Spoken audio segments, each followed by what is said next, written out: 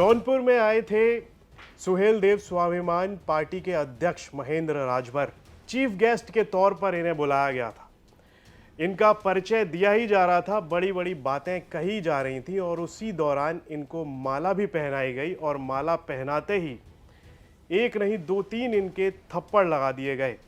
इतनी भयंकर बेइज्जती की गई जिसके बारे में महेंद्र राजभर ने खुद नहीं सोचा होगा।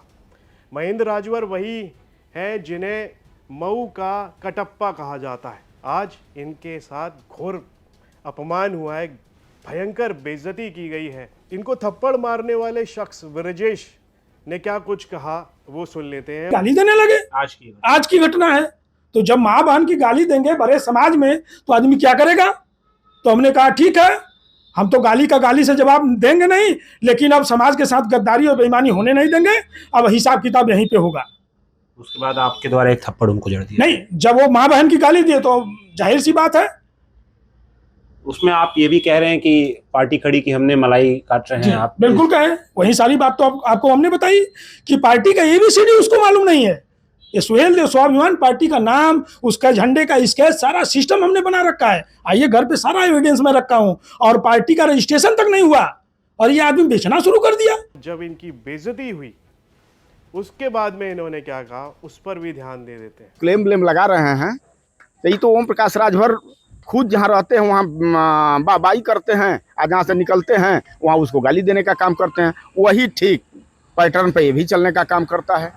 ऐसा कहीं कोई बात नहीं है। अब समाजवादी पार्टी के ऊपर अगर कोई क्लेम ब्लेम लगावे कि समाजवादी पार्टी महेंद्र राजभर को फंडिंग करती है, क्यों फंडिंग करेंगी? हम तो सुहेलदेव स्वाभिमान पार्टी ने बनाया हूँ। समाजवादी पार्टी के गठबंधन में महेंद्र राजभर न है तो आखिरकार समाजवादी पार्टी क्यों फंडिंग करेगी? ब्रिजेश का ये कहना है कि इसलिए फंडिंग की जाती है क्योंकि एक पैरेलल आपको खड़ा किया जा सके।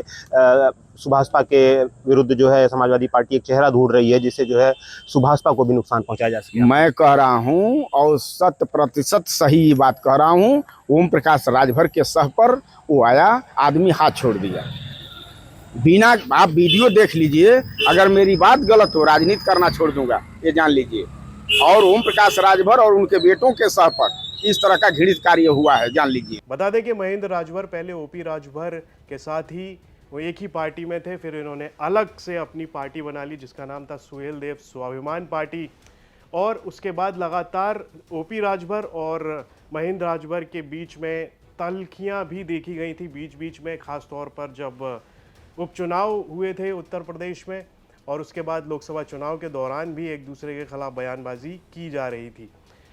महेंद्र राजभर अखिलेश यादव के चहेते भी कहे जाते हैं और साथ ही ओपी राजभर के खिलाफ इनकी बयानबाजी भी लगातार चर्चाओं में बनी रहती है। कहा तो ये भी जा रहा है कि इनको थप्पड़ मरवाने के पीछे ओपी राजभर का हाथ हो सकता है, इसके भी कयास लगाए जा रहे हैं। लेकिन इस सब के बाद में जिस तरह की जो चर्चाएं शुरू हो गई हैं वो ये है कि जब ये पहुंचे थे महाराजा सुहेलदेव के मूर्ति के स्थापना के समारोह के दौरान और उसी दौरान इनके साथ में इस तरह की अभद्रता की गई और उसकी चर्चा चारों तरफ तो है ही।